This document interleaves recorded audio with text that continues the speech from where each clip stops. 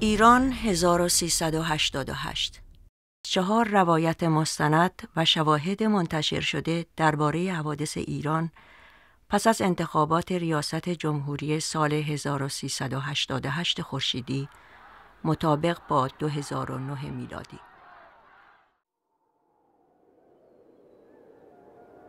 روایت دوم، خیانت به وطن، نویسنده آسیه الف.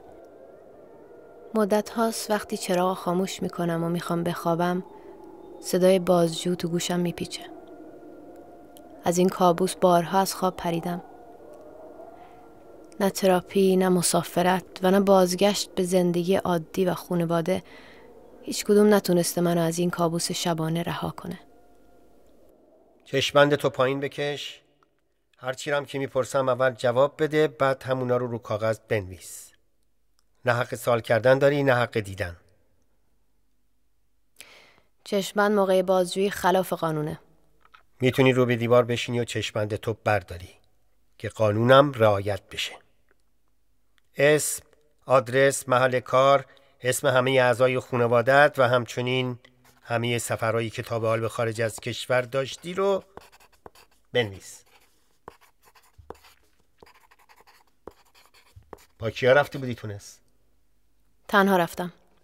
تنها رفتی؟ دعوتم فردی بود، ولی در تونس سمیناری بود که خیلیا به اون دعوت داشتن. خب به طور طبیعی بعضیا با من همسفر شدن. اونا کیا بودن؟ دکتر سهرابی و مهندس منوچهری با من توی هواپیما بودن. با اونا تو یه ردیف نشسته بودی؟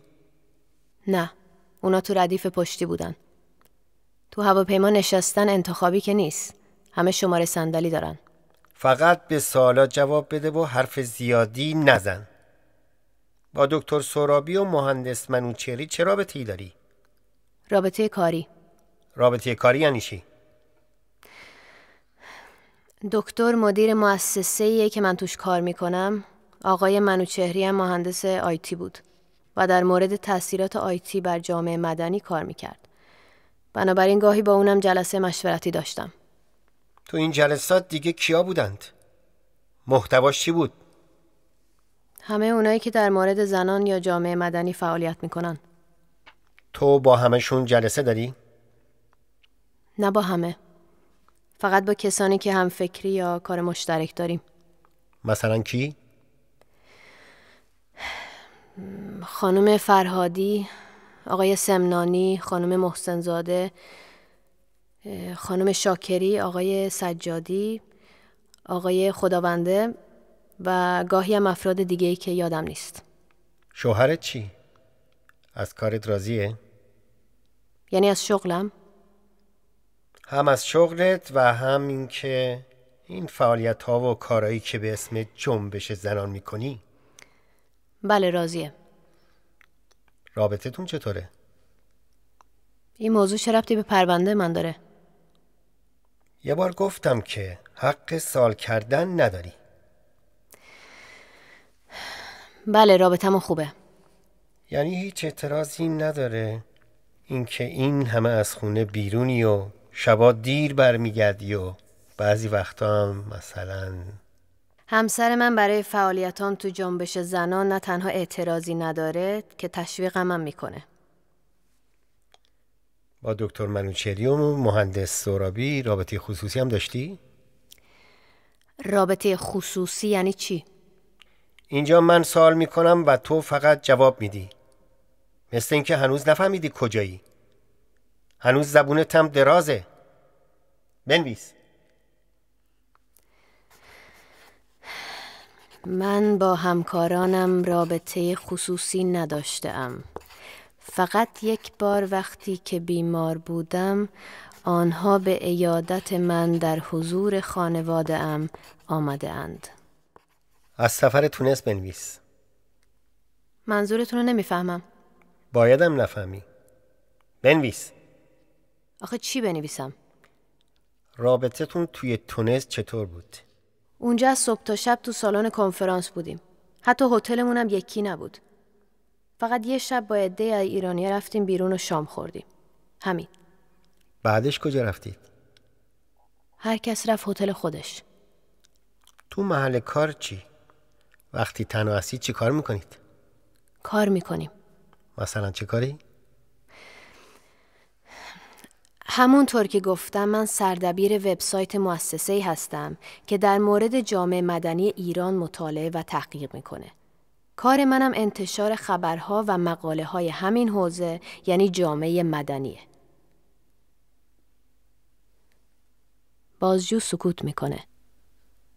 از دور هر از گاهی صدای فریاد زنی شنیده میشه، مثل صدای کسی که شکنجهش میکنن. سعی میکنم به خودم دلداری بدم که اینا همه صدای نواره، برای اینکه منو پریشون کنه. که سیاه نمایی کنید ها؟ کارتون اینه که فقط خبرهای تحریک کننده منتشر کنید، آره؟ منظورتون از تحریک کننده نمیفهمم. ما فقط تو حوزه جامعه مدنی می نویسیم. خیلی پررویی. تو این 2 سالی که تو سردبیر این سایتی، هر روز خبراتون فقط از تجمع و اعتراض و راهپیمایی بوده. این خبرهای جامعه مدنیه؟ فعالیت من سیاسی نیست. من روزنامه نگارم و حوزه کاریم جامعه مدنیه. این اخبار فقط بخش کوچیکی از مطالب ماست. من چنین اتهامی رو به هیچ وجه قبول ندارم. در ضمن اگه جامعه مدنی ایران به برخی از مسائل معترضه، گناه من نیست. که گناه تو نیست. تو کار سیاسی نمی کنی؟ این اسم و امضای تو نیست؟ نامه رو بر می دارم و از زیر چشمبند می خونم. نامه به رئیس قوه قضاییه است، در حمایت از یه روزنامه نگار زندانی و برای آزادیش. اسم و امضای من پایین نامه است. این آقا همکار من بوده. اتهام اون مربوط به کار روزنامه نگاریشه. این نامه یه نامه صنفیه و ربطی به کار من و اتهام من نداره. حضور در تجمع اعتراضی زنانم ربطی به تو و کارت نداره؟ روزی که من دستگیر شدم تجمعی در کار نبود. پس جلوی در دادگاه انقلاب چه غلطی میکردی؟ رو زمین که نشسته بودی چه غلطی میکردی؟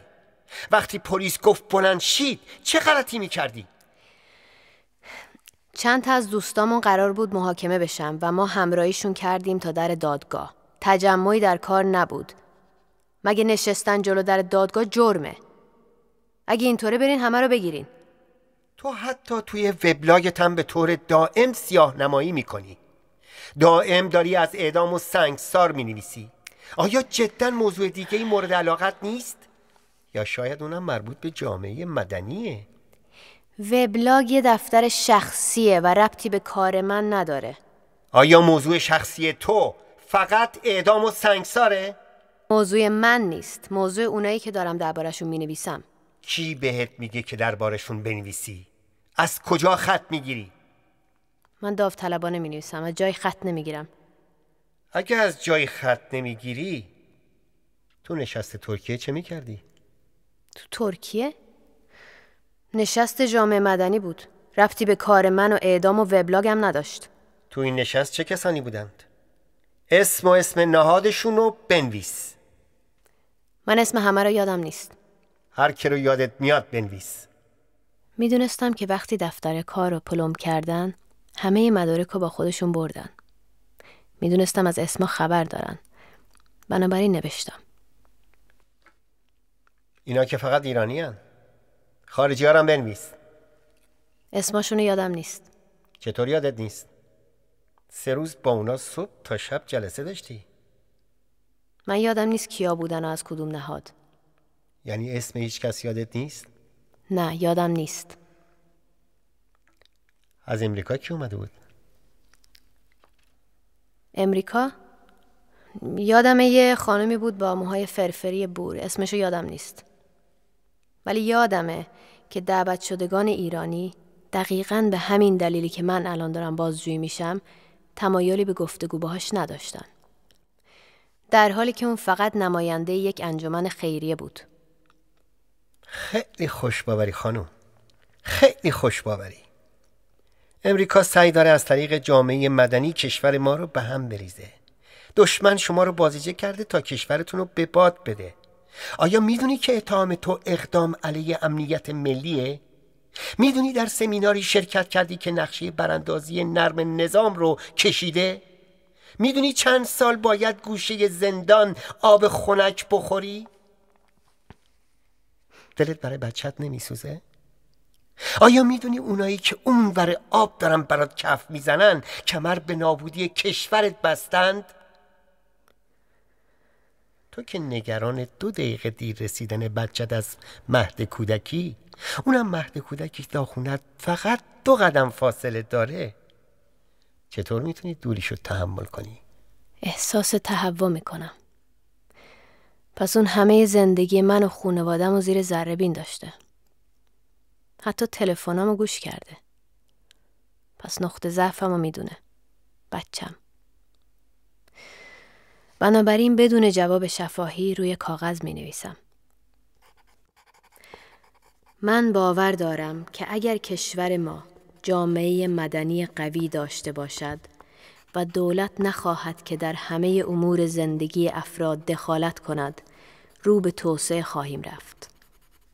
و این تنها راه پیشرفت ماست.